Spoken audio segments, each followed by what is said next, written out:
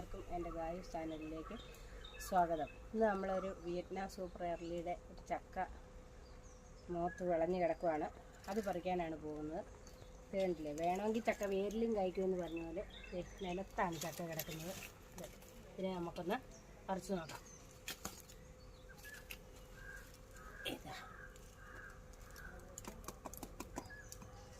കുഞ്ഞൊരു പ്ലാവാണേ.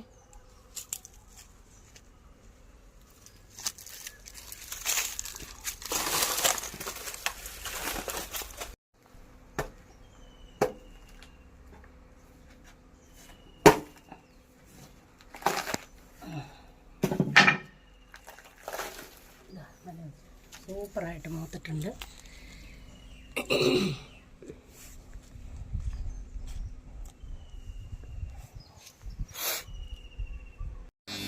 അതൊക്കെ എടുക്കാനൊക്കെ നല്ല എളുപ്പമാണ്. നല്ല മുഴുത്ത ചുളയാണ്.